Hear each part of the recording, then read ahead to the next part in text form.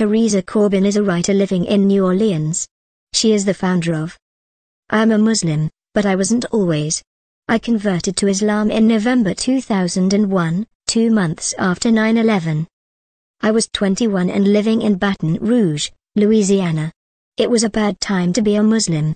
But after 4 years of studying, poking and prodding at world religions and their adherents, I decided to take the plunge.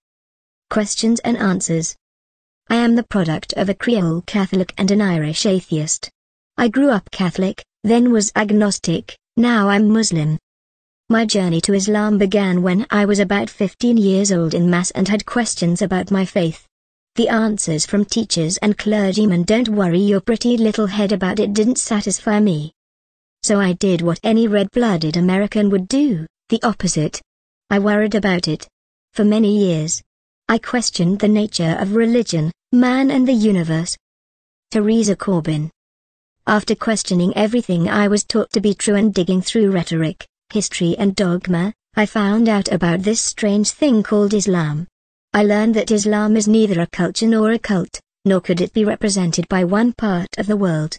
I came to realize Islam is a world religion that teaches tolerance, justice and honor and promotes patience, modesty and balance. As I studied the faith, I was surprised many of the tenets resonated with me. I was pleased to find that Islam teaches its adherents to honor all prophets, from Moses to Jesus to Muhammad, all of whom taught mankind to worship one God and to conduct ourselves with higher purpose. I was drawn to Islam's appeal to intellect and heartened by the Prophet Muhammad's quote, "The acquisition of knowledge is compulsory for every Muslim, whether male or female." I was astounded that science and rationality were embraced by Muslim thinkers such as Al-Khwarizmi, who invented algebra, Ibn Firnas, who developed the mechanics of flight before Leonardo da Vinci, and Abu al-Qasim al-Zarra'i, who is the father of modern surgery. Here was a religion telling me to seek out answers and use my intellect to question the world around me. Taking the plunge. It was 2001, and I had been putting off converting for a while. I feared what people would think but was utterly miserable. When 9/11 happened, the actions of the hijackers I was done being held hostage by the opinions of others. In defending Islam, I got over my fear and decided to join my brothers and sisters in the faith I believed in. My family did not understand, but it wasn't a surprise to them since I had been studying religion. Most were very concerned for my safety. Luckily, most of my friends were cool about it, and even curious to learn more.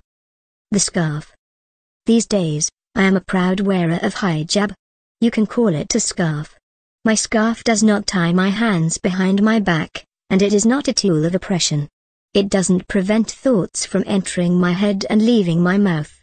But I didn't always know this. Studying Islam didn't immediately dispel all my cultural misconceptions. I had been raised on imagery of women in the East being treated like chattel by men who forced them to cover their bodies out of shame or a sense of ownership. But when I asked a Muslim woman, "Why do you wear that?" her answer was obvious and appealing: to please God. To be recognized as a woman who is to be respected and not harassed. So that I can protect myself from the male gaze. Surprisingly, Islam turned out to be the religion that appealed to my feminist ideals. She explained how dressing modestly is a symbol to the world that a woman's body is not meant for mass consumption or critique. I still wasn't convinced and replied, "Yeah, but women are like second-class citizens in your faith." The very patient Muslim lady explained that, during a time when the Western world treated women like property, Islam taught that men and women were equal in the eyes of God. Islam made the woman's consent to marriage mandatory and gave women the opportunity to inherit, own property, run businesses and participate in government.